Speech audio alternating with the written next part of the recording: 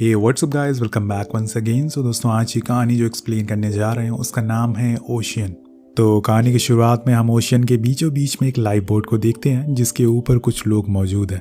उनके चेहरे से साफ साफ पता चल रहा है कि उन्होंने कई दिनों से ना तो खाया है और ना ही कुछ पिया है, लेकिन इससे ज्यादा उन्हें किसी और चीज का डर है। पर आखिर वो क्या चीज है, इसके लिए हम चलते हैं फ्लैशबैक में। समय चल रहा है 1982 का, जगह है मैरीलैंड। जॉन नाम का आदमी, जिसकी एक सेलिंग बोट है, वो अपनी गर्लफ्रेंड मैक के साथ सेलिंग करने आया है। पर उसी दौरान उसके पास ब्रैड नाम का आदमी आता है जो उनसे कहता है कि क्या मैं भी आप लोगों के साथ चल सकता हूँ सेलिंग करने, क्योंकि मेरा हमेशा से एक सपना रहा है। तो हम आपको बता दें कि सेलिंग एक तरह का स्पोर्ट होता है जिसमें छोटी छोटी याच होती हैं जिनकी आपस में रेस होती है, और उसी रेस की प्रैक्टिस के लिए आज ये लोग जा रहे हैं। वेल, अब मैक जॉन को कन्विंस कर लेती है उसे ले जाने के लिए, तो वो उसे अपने साथ रख लेता है, जिसके बाद वो तीनों निकल जाते हैं। उसी रात हम दो और लोगों को भी देखते हैं जो पहले से ही बोट पर मौजूद थे, जिनके नाम थे मार्क और डेबिलिना। सब लोग खाना खा ही रहे होते हैं कि मार्क कहता है कि आते टाइम हम लोग बोट को स्पॉटलैंड पोर्ट से होकर ले जाएंगे, वहाँ मेरी गर्लफ्रेंड है, मैं उसे भी साथ लाना चाहता हूँ। लेकिन जॉन मना कर देता है क्योंकि उस साइड सोमालियन जहाज होते हैं जो इन्हें पकड़ भी सकते हैं और साथ में इन्हें वहाँ बड़ी बड़ी लहरों का सामना भी करना पड़ सकता है,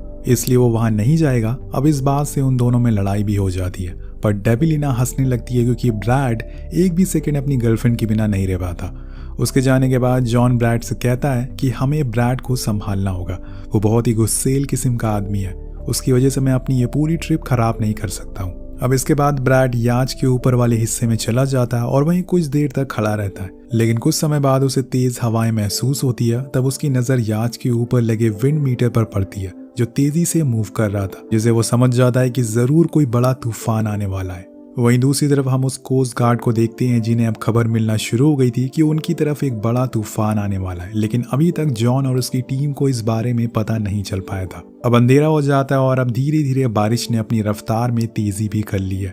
जॉन नीचे आके मार्क से होश में रहने को कहता है ताकि अगर कोई वार्निंग रेडियो पर आए तो वो उसे बता सके, लेकिन वो इतने नशे में होता है कि उसे बातें समझ ही नहीं आती, जिस वजह से जॉन ऊपर चला जाता है जहां भी उसकी टीम के और लोग जैसे तैसे करके याच को संभालने में लगे हुए थे, क्योंकि तूफान की हवा से वो बहुत ही तेज से हिले जा रही थी।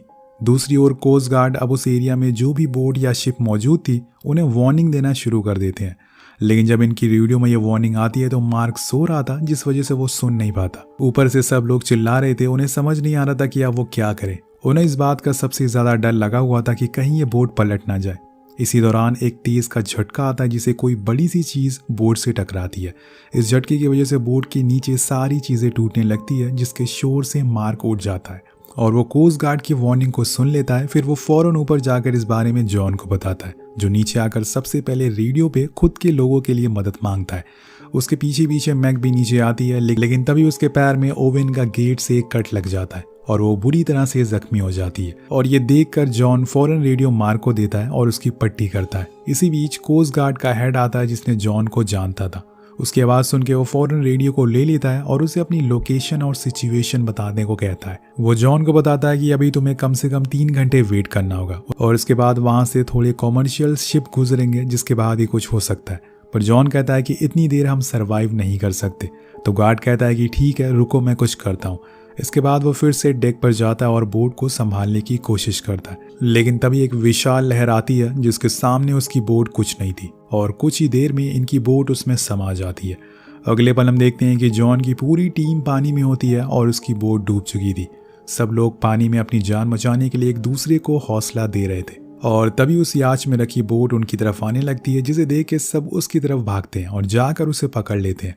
इस छोटी सी बोट से उन्हें थोड़ी राहत मिलती है, लेकिन यहाँ कोस्ट गार्ड वाले इन्हें कांटेक्ट करने की लगातार कोशिश करते, क्योंकि उन्होंने अपना एक हेलीकॉप्टर इनकी बताई हुई लोकेशन पर भेज दिया था। लेकिन इन लोगों की बोट तो डूब चुकी है और ना तो हेलीकॉप्टर को ये लोग दिखते हैं और ना कोस्ट गार्ड वालों को, और ना ही कोस्ट गार्ड वाले इनसे कांटेक्ट कर पाते। अब उन्हें थोड़ा बहुत अंदाजा तो हो चुका था कि शायद वो सरवाइव नहीं कर पाएंगे, पर उन्हें क्या पता था कि वो सारे लोग अभी भी जिंदा है। अब इसी तरह से सुबह हो जाती है और सब अभी भी उसी लाइफ बोट को पकड़ कर लटके हुए थे। लेकिन यहाँ हम देखते हैं कि मैक के पैरों में जो चोट लगी थी उसका खून अब समुद्र में बहता जा रहा था। उसके खारे पानी की वजह से उसे और दर्द भी होता जा रहा था। तो मार्क कहता है कि क्यों ना हम इस लाइफ बोट पे सिर्फ मैक को बैठा दे जिससे उसे थोड़ा आराम मिल सके, लेकिन जॉन ऐसा करने से मना कर देता है क्योंकि हवा बहुत ठंडी थी जिससे उसे और तकलीफ होगी, उसे पानी में ही रहने दो। तो जॉन लगातार मैक को हौसला बढ़ाता रहता है। इसी दौरान डेबिलिना ब्रैड से कहती है कि तुम मुझे लात क्यों मार रहे हो, पर वो कहता है कि नहीं, मैंने ऐसा कुछ किया ही नहीं। अब जब वो नीचे जाकर देखती है तो वहाँ बहुत सारी शार्क घूम रही थी जो मैक के खून को स्मेल करके यहाँ तक पहुँच गई थी। वो सारे ये देखकर हड़बड़ी में उस बोट पर चढ़ना शुरू करते हैं, लेकिन इसी जल्दीबाजी में वो बोट पलट जाती है और सब उसे सीधा करने के लिए किसी न किसी को नीचे तो जाना ही पड़ेगा। लेकिन यहाँ कुछ होने से पहले ब्रैड इतना ज़्यादा डरा हुआ था कि वो उल्टी बोट पर ही चढ़ जाता है। सब लोग उसे नीचे लाने की कोशिश करते हैं क्योंकि ऐसे में तो बोट सीधा हो ही नहीं पाएगी, पर जैसे तैसे करके वो उसे नीचे लाते हैं और फिर बोट को सीधा करके सब लोग उस पर चढ़ जाते हैं। लेकिन तब तक बोट तक शार्क आ चुकी थी तो मार्क को पकड़ने ही वाली होती है, लेकिन डेबिलिना उसे ऊपर खींच लेती है। अब इसके बाद सब लोग अपने चारों तरफ देखते हैं कि कहीं कोई शार्क तो नहीं है, पर किसी को कुछ भी दिखाई नहीं देता। और तभी अचानक से कोई बड़ी सी चीज़ बोट से टकराती है और सभी फिर से डर जाते हैं। तो यहाँ इनकी फटी पड़ी थी, अब ये जाएं तो जाएं कहाँ। कुछ देर बाद सब कुछ शांत हो जाता है, चारों तरफ सन्नाटा छा चुका था। लेकिन तभी इनकी बोट फिर से किसी चीज़ से टकराती है और वो चीज़ थी शार्क। जॉन सीधा पानी में जाकर गिरता है और इसे देखकर मैक चिल्लाने लगती है। ये लोग उसे फौरन ऊपर खींचते हैं, लेकिन अब यहाँ जॉन सबको बताता है कि शार्क शोर सुन के ज़्यादा अट्रैक्ट होती हैं, इसलिए हम सभी को चुप हो जाना चाहिए। कुछ ही देर बाद वहाँ का पानी साफ हो जाता और शार्क वहाँ से जा चुकी थी। लेकिन आखिर ये यहाँ कब तक रहेंगे?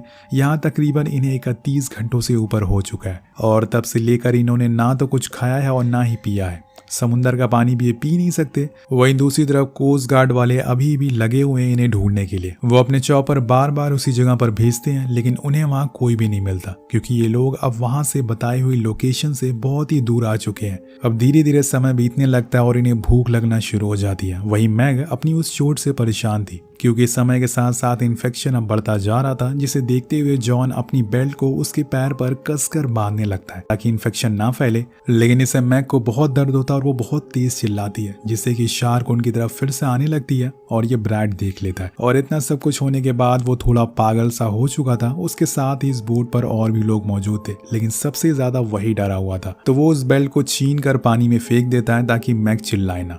अब इस बात से जॉन गुस्से में आ जाता है और वो उसका सर को पानी में डाल देता है, जिसे देखकर शार्क उसकी तरफ आने लगती है, पर सही मौके पर मार्क उसे हटा लेता है। तब ब्रैड कहता है कि तुम पागल हो चुके हो, मैग पहले से ही मरने वाली है और इसे बचाने के चक्कर में तुम हम सभी को मारना चाहते हो। अब उसकी इस बात को सुनकर सारे लोग बहुत ही गुस्से में आ जाते हैं क्योंकि उसे ऐसा नहीं कहना चाहिए था। सब लोग पहले से ही डरे हुए हैं।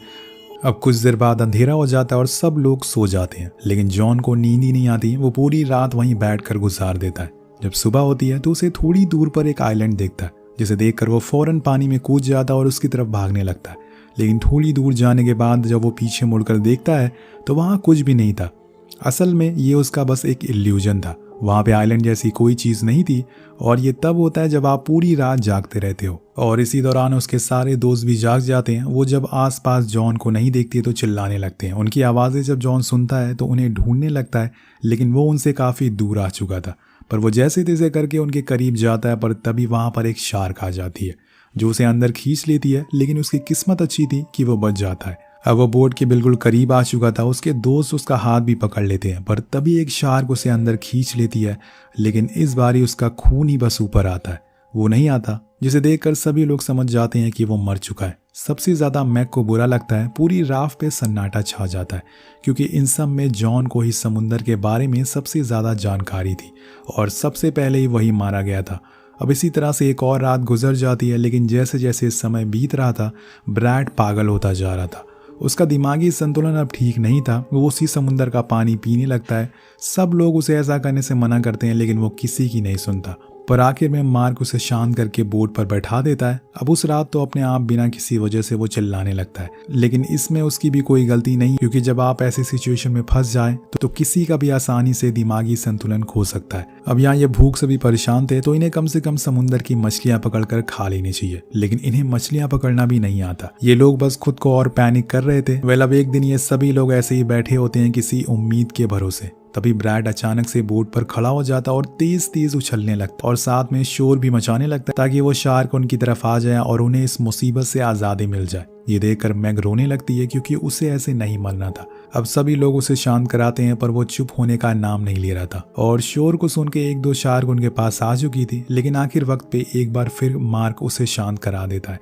पर यहाँ वो पूरी तरह से पागल हो चुका था। उसे कुछ समझ नहीं आ रहा था कि वो करे तो करे क्या। इधर मैग अपनी चोट से परेशान थी, उसके पैरों में इन्फेक्शन बढ़ता जा रहा था। उधर ब्रैड अब जाकर शांत हुआ था। वो राफ्ट के किनारे अपना सर रखकर लेटा हुआ था कि तभी अचानक से एक शार्क आकर उसे पानी में ले जाती है। वो चिल्लाने लगता है। सब लोग उसे पकड़ने की कोशिश करते हैं, लेकिन उसके साथ भी वही होता है जो जॉन के साथ हुआ था। तो इसे यहाँ मरने की ज़्यादा जल्दी थी, इस वजह से ये बोट पर कूद रहा था। और कूद ले बेटा। अब बचे हैं दोस्तों यहाँ पर सिर्फ 3 लोग। ये क्या करेंगे आगे देखते हैं। इन सब चीज़ों से मैग सबसे ज़्यादा सहमी हुई थी। उसने कभी नहीं सोचा था कि वो एक दिन ऐसी जगह फंस जाएगी। उसे हर टाइम बस यही डर सता रहा था कि कब उसकी मौत ना आ जाए। उस रात वो डेबिलिना से कहती भी है कि मैंने और जॉन ने सोचा था कि हम कुछ दिनों में शादी कर लेंगे और फिर उसके बच्चे होंगे, देन हमारी एक अच्छी सी फैमिली होगी। लेकिन एक ही झटके में सब कुछ खत्म हो गया। मुझे तो ये भी नहीं पता कि मैं कब तक जिंदा रहूंगी। मार्क उसे सहारा देते हुए कहता है कि घबराओ मत, सब कुछ ठीक हो जाएगा। अब ऐसे ही करते करते वो रात भी गुजर जाती है, लेकिन अगली सुबह हम देखते हैं कि मैग भी अब जा चुकी है। उसने अपना दम तोड़ दिया। ये देखकर डेबिलिना और मार्क दोनों बहुत ही उदास हो जाते हैं, लेकिन उन्हें भी पता था कि मैग के दिन अब काफी करीब है। उसकी पूरी बॉडी में वो इन्फेक्शन फैल चुका था जिससे वो पूरी सफेद हो गई थी। वो दोनों उसे अपने साथ रखते तो उसकी बॉडी स्मेल करने लगती, इसलिए वो डिसाइड करते हैं कि वो उसे समुद्र में बहा देंगे।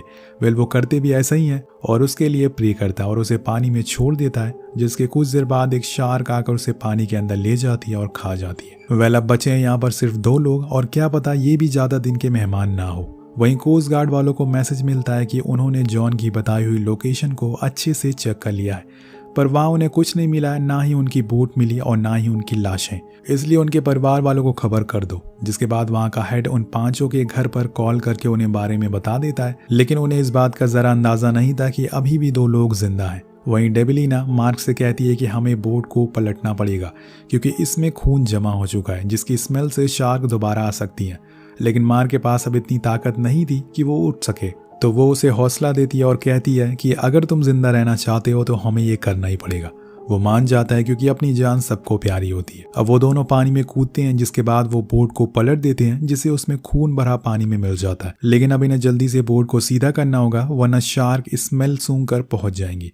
डेबिलिना तो बोट पर चढ़ जाती है, लेकिन मार्क अभी भी पानी में ही रहता है। वो धीरे धीरे नीचे जाने लगता है, लेकिन तभी उसके सामने एक शार्क आते हुए दिखती है, तो वो फौरन ऊपर जाता है और डेबिलिना उसे बोट पर खींच लेती है। तो यहाँ पर किसी तरह से ये दोनों अपनी जान बचा लेते हैं। अब यहाँ हमें पता चलता है कि इन्हें इस समुद्र पर रहते हुए पूरे 131 घंटे से ऊपर हो चुके हैं। चौंकाने वाली बात यह थी कि इतने घंटों में इन्होंने ना तो कुछ खाया था और ना ही पिया था, और इसी भूख प्यास में एक और रात गुजर जाती है। लेकिन अगली सुबह इनके लिए एक उम्मीद, एक नई किरण लेकर आती है।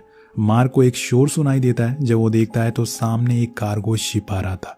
वो फौरन डेबिलिना को उठाता और बोट को छोड़कर उस शिप की ओर तैरने लगता है। और यहाँ दोस्तों इनकी किस्मत अच्छी होती है, कैप्टन उन्हें देख लेता है और शिप को रोक देता है। जिसके बाद शिप वाले लोग नीचे लाइफ जैकेट फेंकते हैं, जिन्हें मार्क तो पकड़ लेता है, पर डेबिलिना पकड़ नहीं पाती। उसके पैर में चोट लगी थी, जिस वजह से स्विम नहीं कर पाती वो।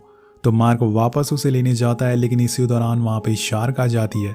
पर अहम मौके पर कैप्टन हॉर्न ब्लो करता है और उसकी आवाज़ सुनकर शार्क वहाँ से वापस भाग जाती है और ये लोग उस जैकेट को पकड़ लेते हैं। उसी दौरान हम इन दोनों की रियल इमेज भी देखते हैं।